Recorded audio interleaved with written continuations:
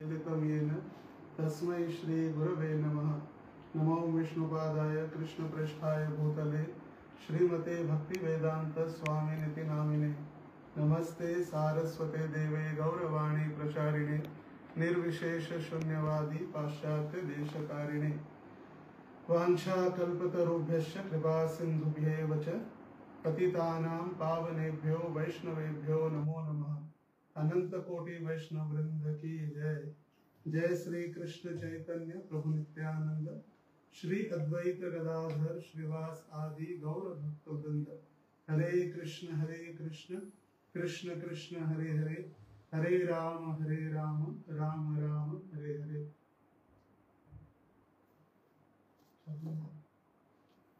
सभी भक्तों का स्वागत है आज के इस रुचि के प्रवचन में। जैसे हर बार ये मराठी में होता है, मगर कई भक्त हिंदी में ज्वाइन किए हैं, तो इसीलिए प्रवचन हिंदी में कर रहे। आशा है सभी को हिंदी समझ में आएगी। वैसे कठिन नहीं है, हिंदी राष्ट्रभाषा ही है। तो हम चर्चा कर रहे, जैसे विठलानंद को सूचित किए कि हम पिछले कई दिनों से ये IYF क्लास में नवविधा, जो नव भक्ति के 9 सोपान है, उसके ऊपर चर्चा चल रही है। और आज हम चर्चा करेंगे रुचि के ऊपर। ये हमने स्क्रीन शेयर की है। तो कृष्ण प्रेम को प्राप्त करने के 9 सोपान और उसके अंतर्गत ये रुचि आज हम चर्चा करेंगे।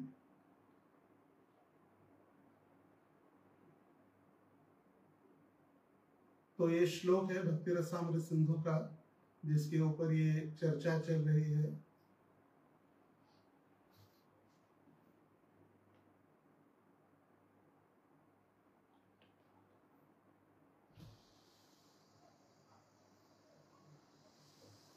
आदौ श्रद्धा तथा साधु संगोथ भजन क्रिया, तथोनर्थ निवृत्ति स्यात् तथो निष्ठा रुचिस्ततः, अथासक्तिस्ततो भावस्ततः प्रेमाभिव्युच्यति, साधकानाम् अयं प्रेम्ण प्रादुर्भावे भवेत् क्रमः। ये भक्ति रसामृत सिंधु का ये प्रथम अध्याय, प्रथम भाग, अध्याय 4, श्लोक संख्या 15 और 16 ये हम कर रहे हैं।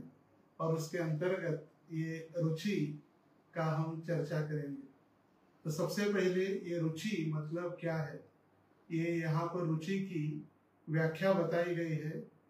निष्ठा के अनंतर अभ्यास रूपी अग्नि द्वारा तपी हुई स्वर्ण मुद्रा रूपी उत्तम भक्ति को धारण करने वाले भक्त के हृदय में उसके प्रभाव से रुचि जन्म लेती है।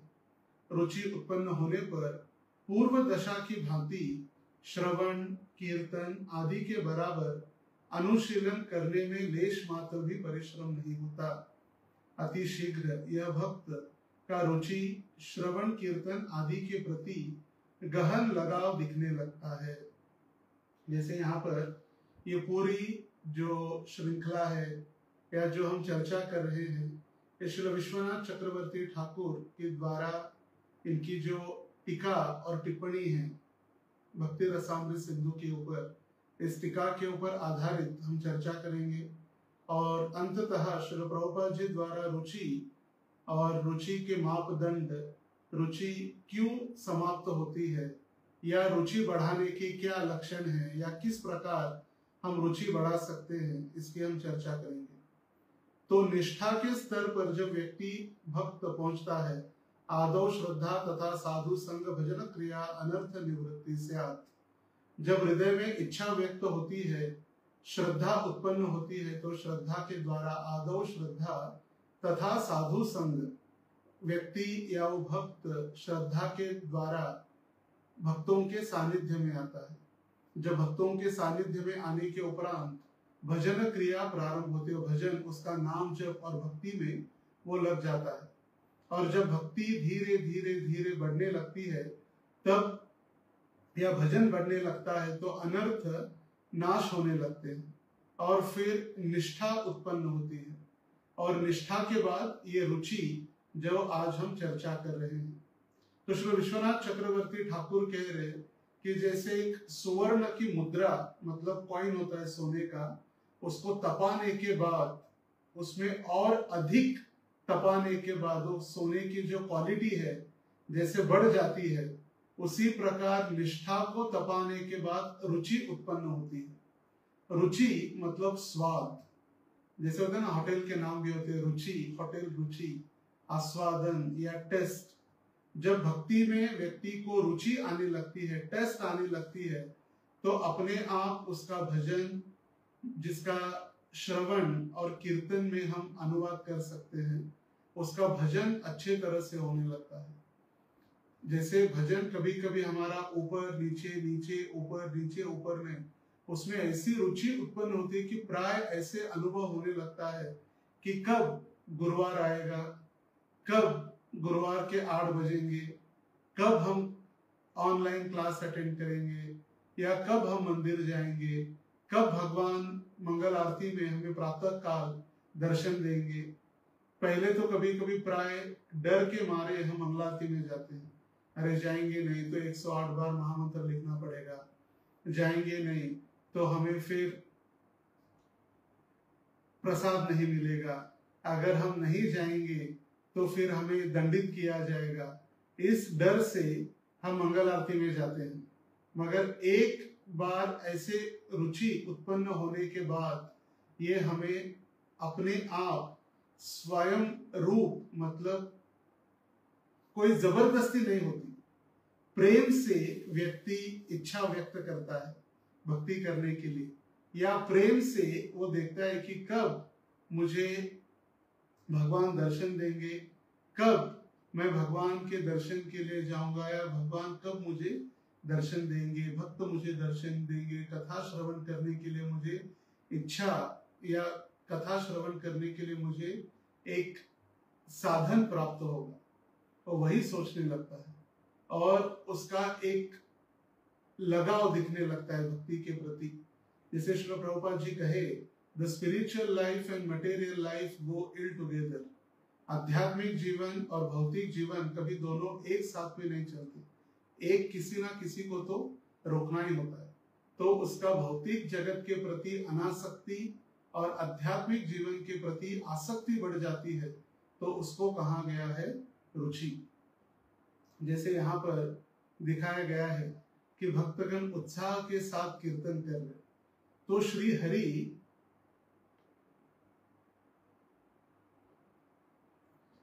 हरि के रूप, गुण एवं लीला, कथा के श्रवण, कीर्तन आदि में जो रोचक तत्व, उसी का नाम रुचि है। रोचक मतलब आसक्ति, टेस्ट। रुचि उत्पन्न पर इनके लिए तनिक भी परिश्रम नहीं करना पड़ता। जैसे अभी क्या है कि हम जब आध्यात्मिक वास या कथा या कीर्तन में जाने के लिए हमें प्रयास करना पड़ता है। जब हम कथा में बैठते हैं तो हमें नींद आने लगती है। जैसे ही हम भक्तों के सानिध्य में आते हैं तो लगता है अरे कब जाएंगे, कब प्रवचन खत्म होगा, अभी तो 8:30 बज गए, अभी तो प्रसाद भी लेना है, अभी तो कथा की शुरुआत ही हुई है। ये सारी इच्छाएं, मगर धीरे धीरे धीरे जब रुचि उत्पन्न होती है तो उसको ये परिश्रम करने की आवश्यकता नहीं है। रुचि से पूर्व श्री कृष्ण की कथा स्वादिष्ट नहीं लगती। रुचि के स्तर में वह अत्यंत सुस्वादु लगती है। इसको मधुर्य अनुभाव कहते हैं। माधुर्य प्रेम के द्वारा वो आसक्ति या प्रेम कृष्ण कथा के प्रति इतनी बढ़ जाती है कि उसको अपने आप उसमें आस्वादन करने लगता है। जैसे रूप गोस्वामी वर्णन करते हैं, तुंडे तांडविनी तनुभृते तुंडावली लब्धे। भगवान आपका नाम लेने के लिए सिर्फ एक मुख क्यों, मुझे लाखों मुख दीजिए, मुझे लाखों कान दीजिए, जिससे मैं आपके नामों का श्रवण करूं, आपके नामों का मैं कीर्तन कर सकूं। तो उसी प्रकार जब व्यक्ति के हृदय के अंदर रुचि उत्पन्न होती है तो रुचि उत्पन्न होने से भगवान के प्रति उसका प्रेम, उसकी आसक्ति, सेवा में रुचि, नाम में रुचि, रुचि मतलब वो आस्वादन करने लगता है। जैसे करेला कड़वा है, उसका आस्वादन नहीं किया जाता, जबरदस्ती उसको गले के नीचे डालना पड़ता है। मगर वही कुछ गुलाब जामुन है या रस मलाई है, व्यक्ति धीरे धीरे आस्वादन करने लगता है। तो अभी हमें कृष्ण कथा में आस्वादन नहीं है, मगर जब रुचि उत्पन्न होगी कृष्ण कथा में या भक्ति में रुचि उत्पन्न होगी, रुचि के स्तर तक आएंगे, तो हम भी कृष्ण नाम और कृष्ण लीला का रसास्वादन कर सकते हैं। रुचि मतलब फ्री फ्रॉम सिन, जैसे हम पीपीटी में देख रहे, रुचि का अर्थ बताया गया है पाप बीज नाशात भक्तो माधुर्यानुभव। इस रुचि के स्तर में पाप का बीज नष्ट हो जाता है और भजन के माधुर्य का अनुभव होने लगता है। व्यक्ति के हृदय के अंदर जो पाप का बीज है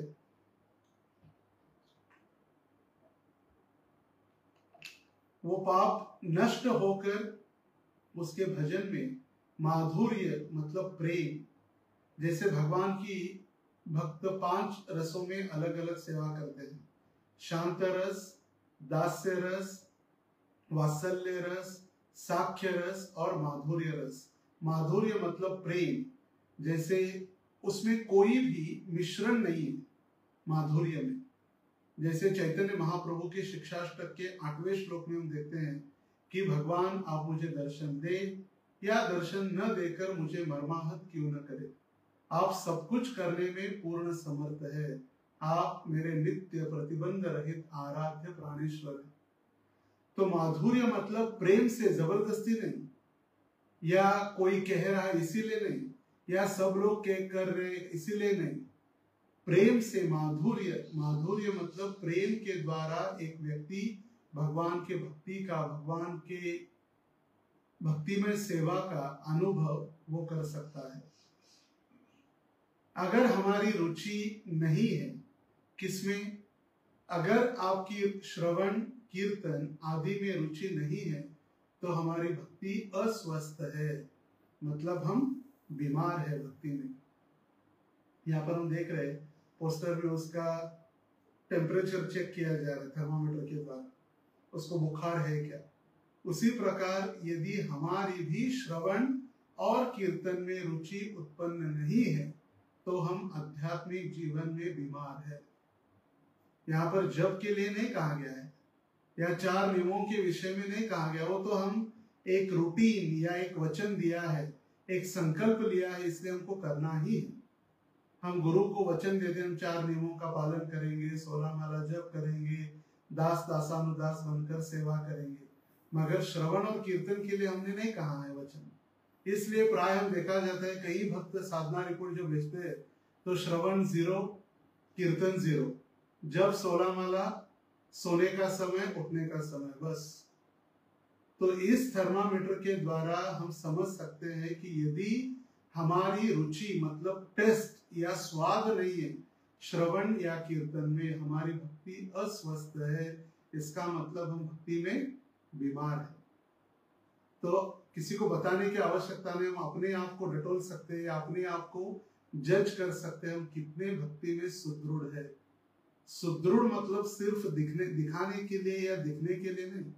भक्ति में सुदृढ़ सिर्फ हम तिलक लगाकर, कंठी माला पहनकर, वैष्णव पोशाक धारण करके 500 रुपए में वैष्णव बन सकते हैं। 50 की कंठी माला, 200 की धोती, 200 का कुर्ता, 20 रुपए का तिलक, 20 रुपए की जप माला की थैली, हो गए वैष्णव। तो ऐसे वैष्णव ने श्रवण और कीर्तन में यदि रुचि नहीं है तो फिर हम भक्ति में अस्वस्थ है या बीमार है। जैसे चैतन्य महाप्रभु कहे हर एक भक्त को हमें गार्डनर बनना चाहिए, माली बनकर हमें श्रवण और कीर्तन के द्वारा इस भक्ति लता बीज का सिंचन करना चाहिए। खत और पानी, खत पाणी आपण जे म्हणतो मराठीत, खाद उसको देंगे। क्या है खाद? श्रवण और कीर्तन। जब श्रवण और कीर्तन हमारा सही है तो हमारी सेवा सही है, हमारे संबंध सही है और हमारे सदाचार सही है। जब हमारी साधना में श्रवण और कीर्तन सही नहीं है तो फिर हमारी सारी भक्ति में क्रिया अस्वस्थ हो जाती है। स्वस्थ मतलब हम स्व में स्थित नहीं हो पाते, स्वस्थ हम स्व में स्थित नहीं है। श्री जीव गोस्वामी ने लिखा है, रुचिरभिलाषः किंतु बुद्धिपूर्वकम, अर्थात श्री कृष्ण अभिलाषा या भक्ति अभिलाषा परंतु बुद्धि के अनुसार। यह अभिलाषा 3 प्रकार की होती है। तो जीव गोस्वामी रुचि के 3 प्रकार बता रहे या 3 अर्थ बता रहे हैं। सबसे पहला अनुकूल्याभिलाषः, पहला प्रकार वह अभिलाषा जो भक्ति के या भगवान के अनुकूल है, जो भगवान को सुख प्रदान करने वाली है। अनुकूलेन कृष्णानुशीलनम, भगवान को प्रसन्न करने के लिए या भगवान को सुख प्रदान करने के लिए जो हम भक्ति करते हैं वो अनुकूल्याभिलाषः। दूसरा प्रकार सौहृदयाभिलाषः, वह अभिलाषा जिसमें बड़ी आत्मीयता या घनिष्ठता के साथ भगवान की सेवा करना। हमें पता तो हो गया भगवान को सुख प्रदान करना, मगर कैसे?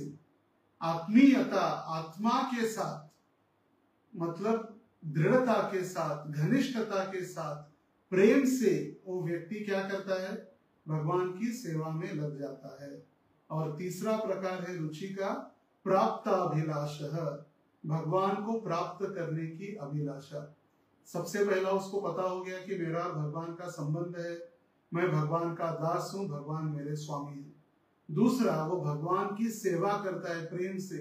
और तीसरा, भगवान को प्राप्त करने की इच्छा करता है। त्वमेव माता च पिता त्वमेव, त्वमेव बंधु च सखा त्वमेव, त्वमेव विद्या द्रवण त्वमेव, त्वमेव सर्वम मम देव देवः।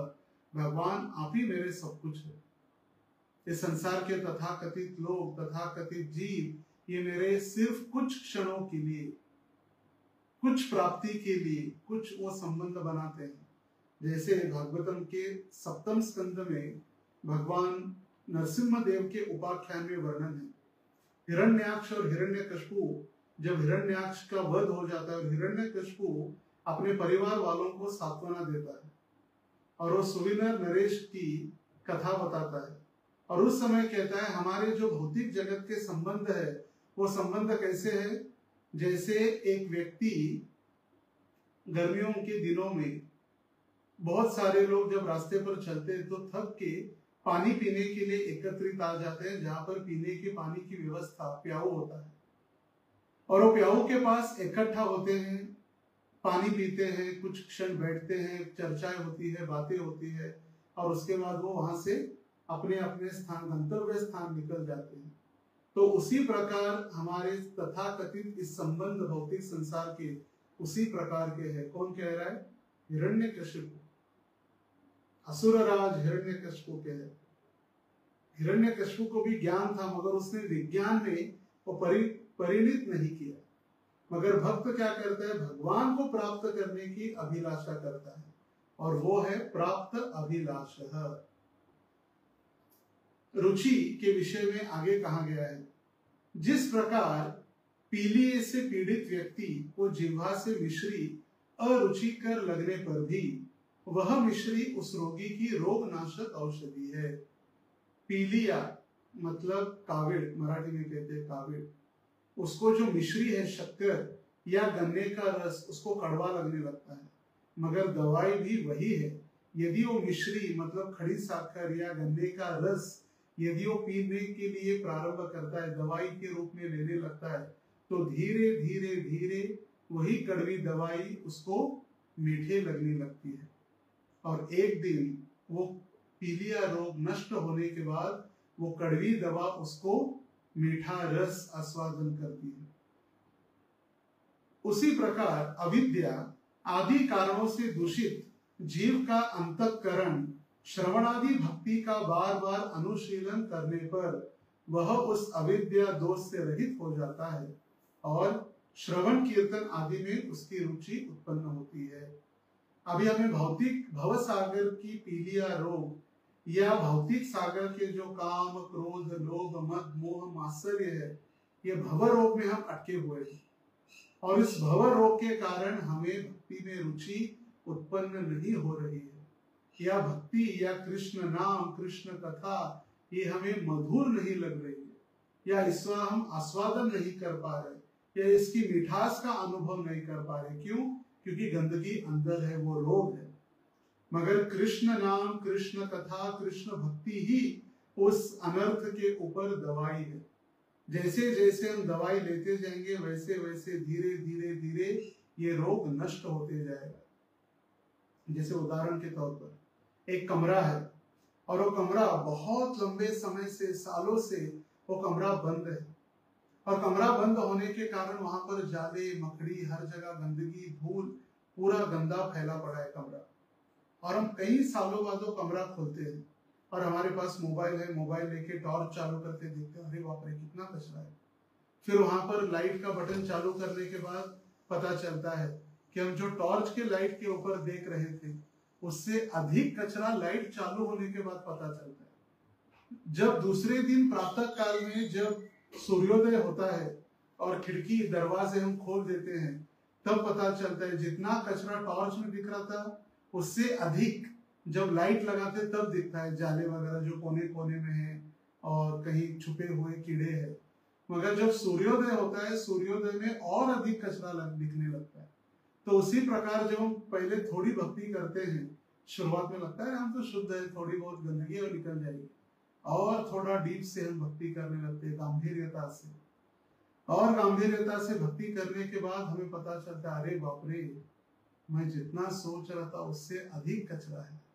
और भक्तों के संग में आकर जब हम भक्ति करते, भजन करते, तो हमारे अनर्थ दिखने लगते हैं, कितने सारे अनर्थ है, ये कचरा है।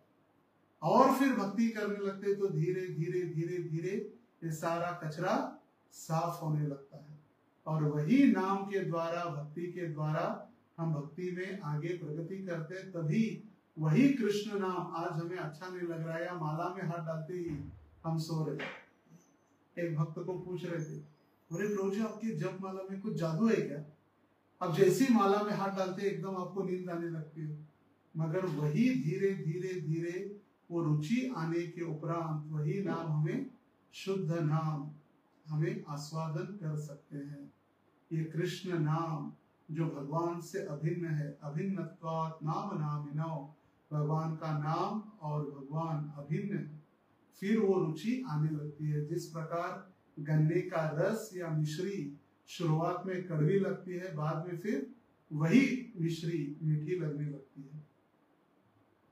भागवतम में वर्णन किया गया है, धर्मस्वनुतिष्ठित पुंसा विश्वक्सेन कथा सुय न उत्पादयेत यदि रतिम श्रम एव हि केवलम।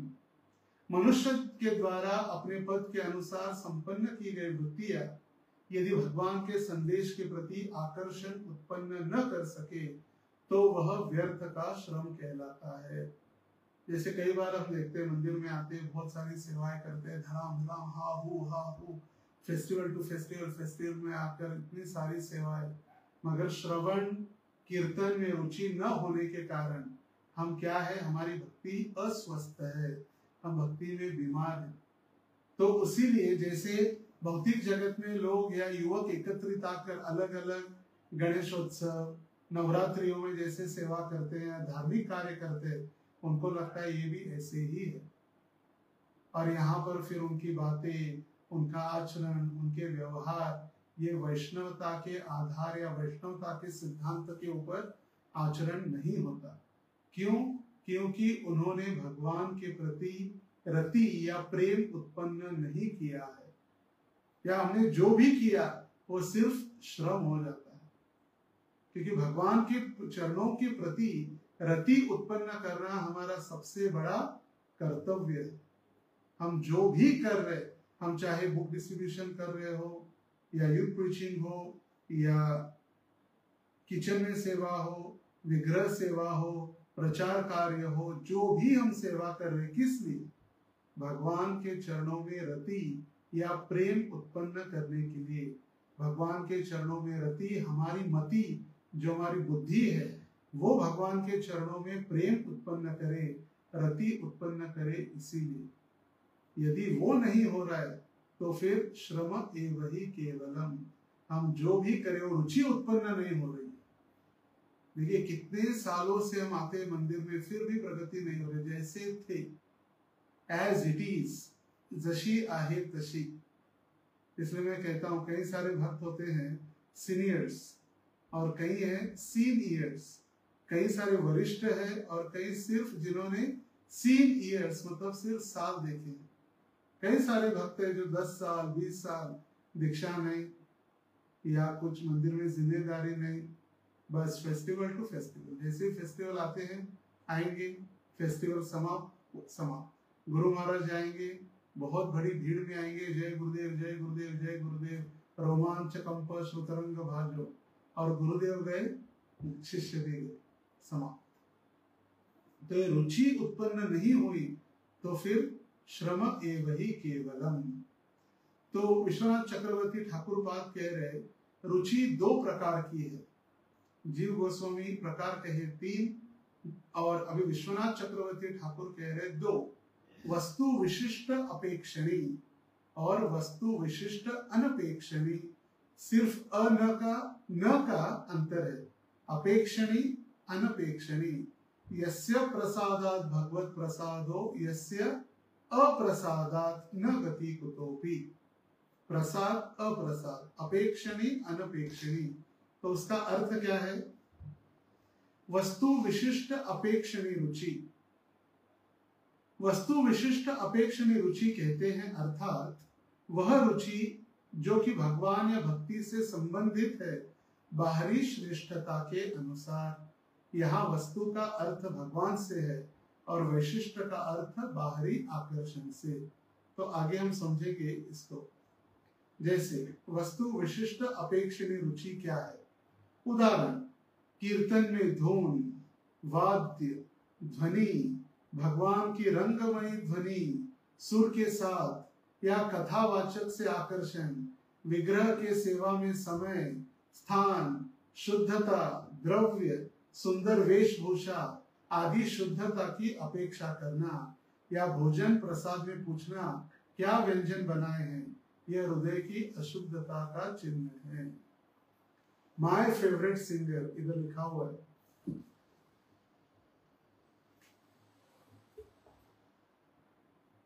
माय फेवरेट सिंगर, एक विशिष्ट धुन, या जब मेरे फेवरेट भक्त कीर्तन करेंगे तभी मैं कीर्तन करूंगा, जब ये ट्यून गाई जाएगी तभी मैं कीर्तन करूंगा, जब ये बजाने वाले होंगे तभी मैं कीर्तन करूंगा, जब फेस्टिवल में भीड़ होगी तभी मैं कीर्तन करूंगा, और जब भीड़ नहीं होगी तो मैं मंदिर भी नहीं आऊंगा। कई सारे भक्तों का देखा गया जब भीड़ होती है मॉब तभी उनको अच्छा लगता है कीर्तन करना।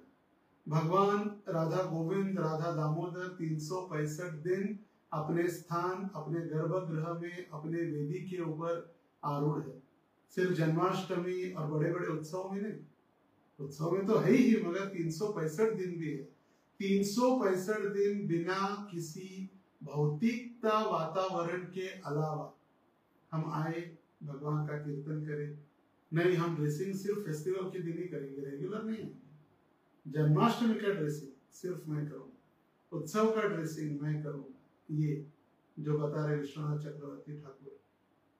या स्थान सिर्फ फेस्टिवल या बड़े बड़े मंदिरों में, छोटे घरों में क्या है, घर में थोड़े भगवान, मंदिर में। द्रव्य सामान, ये सामान होगा तभी सेवा होगी। चांदी की ये ज्वेलरी चाहिए, चांदी की कटोरी चाहिए तभी भगवान को भोग लगेगा। नहीं, भगवान हमारे चांदी की कटोरी, सोने की थाली, अलग अलग अंगलंकार के आसक्त नहीं है।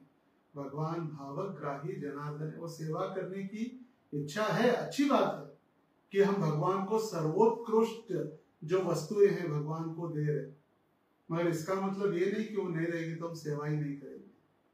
शुद्ध, अति शुद्धता की अपेक्षा करना, ये पूरा क्लीन करके दो तभी मैं आऊंगा सेवा के लिए, हम क्लीन नहीं करेंगे। मैं उच्च कोटि का ब्राह्मण, मैं कैसे झाड़ू हाथ में ले सकता हूँ? झाड़ू लगाना नए भक्तों का काम है, तुम झाड़ू लगाओ, मैं सिर्फ आरती करने के लिए आऊंगा। कुकिंग, किचन में जाकर पूछताछ करना, अरे भाई क्या बनाया है, ये पूछना भी अपराध है। अपेक्षणीय रुचि, कुछ चाहिए इसीलिए रुचि। अगर अच्छा सब्जी, पकोड़े, आलू पूरी, स्वीट राइस ये बना है, मोहन थाल, तभी हम मंदिर में प्रसाद लेंगे, नहीं तो चलो घर चलते हैं। अरे भाई आज क्या खिचड़ी है, अरे यार खिचड़ी बनाई, चलो घर चलते हैं, घूमने चलते हैं, कहीं बाहर से लाकर खाते हैं। ये अपेक्षणी वस्तु विशिष्ट, मतलब यदि कुछ भौतिकतावादी वस्तुओं से या विशिष्ट वस्तुओं से हम आसक्त होकर भगवान की भक्ति या भक्ति में रुचि ले रहे हैं। वस्तु विशिष्ट अनपेक्षणी रुचि, जो रुचि वस्तु के विशिष्ट की अपेक्षा नहीं रखती। जैसे कोई भक्त बता रहे थे, गाली हो या थाली दोनों कर दी खाली, कुणी मज वंदा कुणी मज निंदा, मज एकच धंधा हरि गोविंदा। उसी को भगवान भगवत गीता के 12वें अध्याय में कहे, तुल्य निंदा स्तुतिर मौनी संतुष्टौ येन केनचित्, अनिकेतः स्थिरमति भक्तिमान में प्रियो नरः। कोई मेरी निंदा करे, कोई मेरी स्तुति करे, मुझे एक ही कार्य है, भगवान की भक्ति।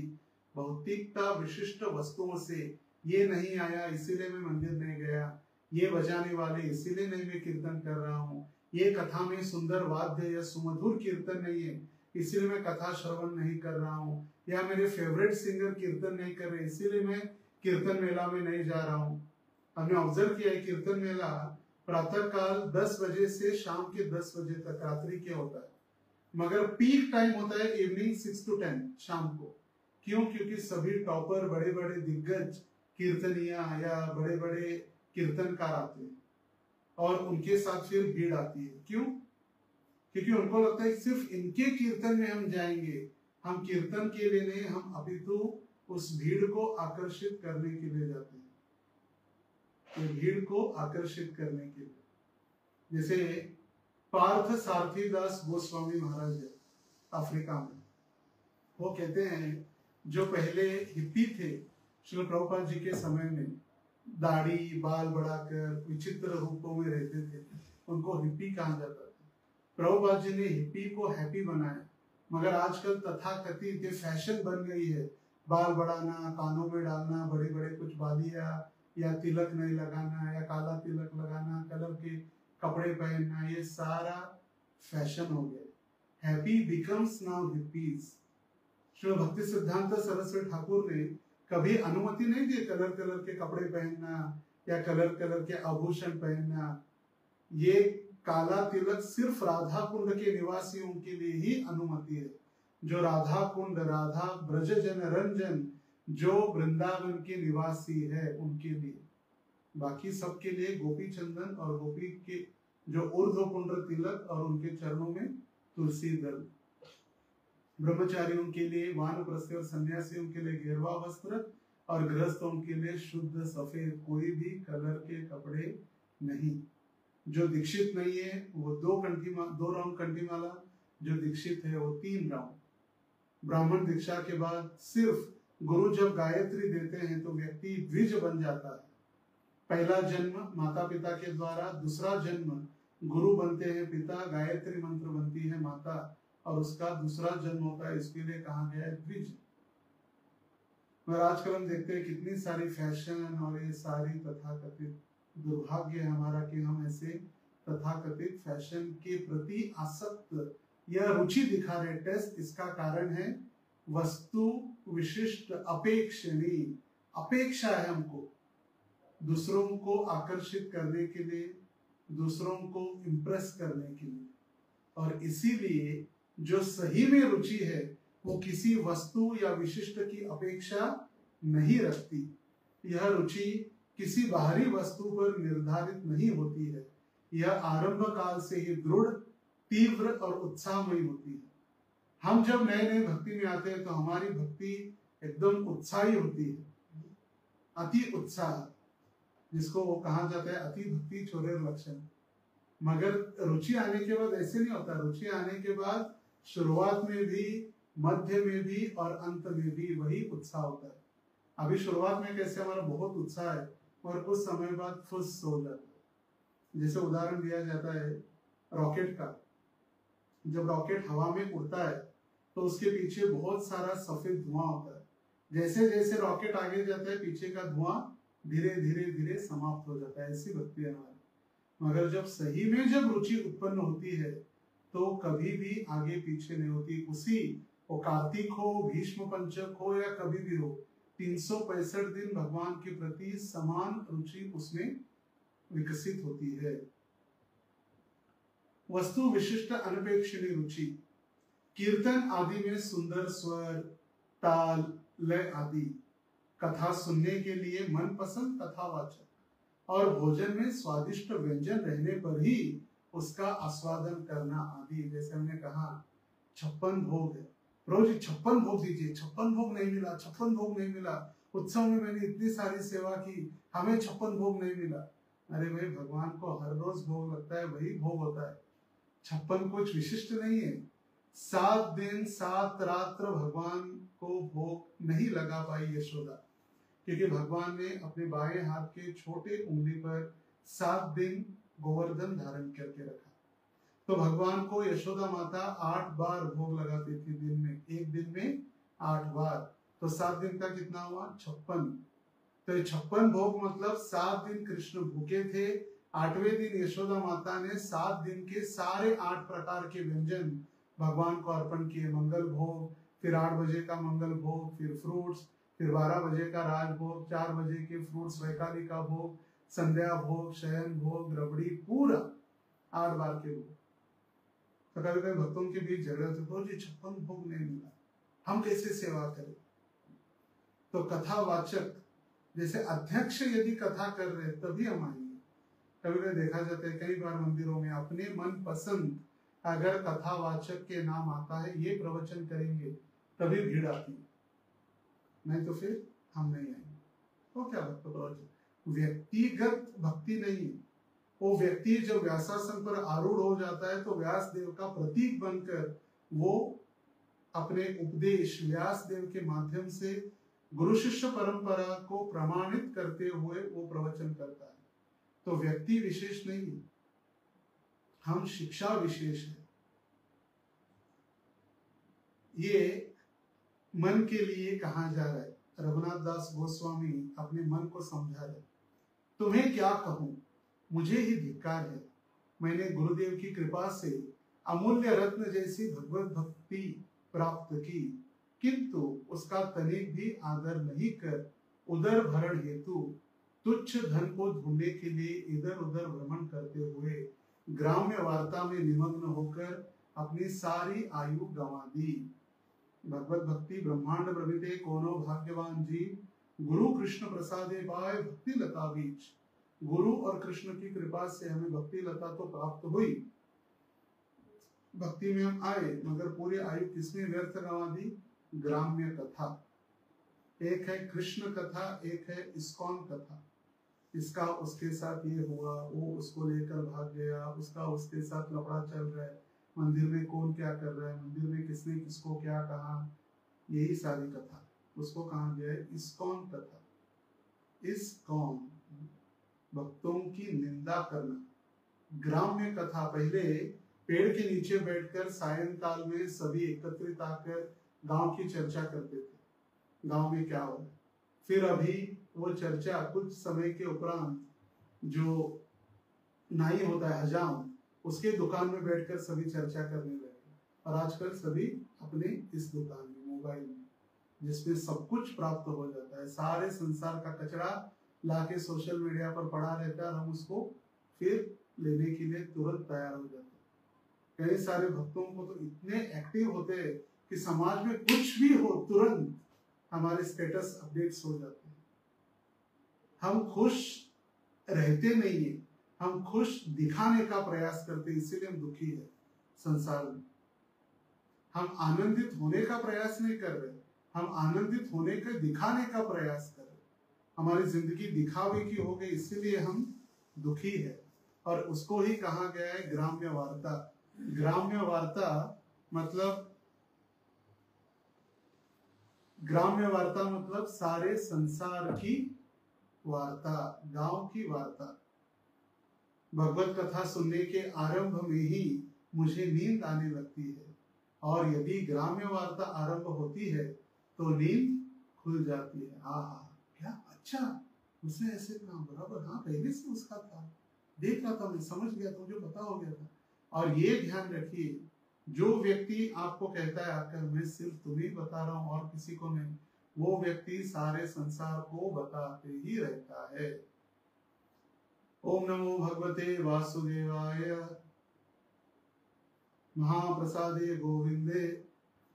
और कान ऊंचे उठकर सुनने के लिए उत्सुक हो जाता है। वह साधक अपनी पूर्व दशा का स्मरण करने को धिक्कार कर रहा है, और वो साधक धिक्कार कर रहा है, धिक्कार है मेरे जीवन के ऊपर कि मैंने क्यों ऐसा कार्य किया या क्यों मैं ये कार्य कर रहा हूं।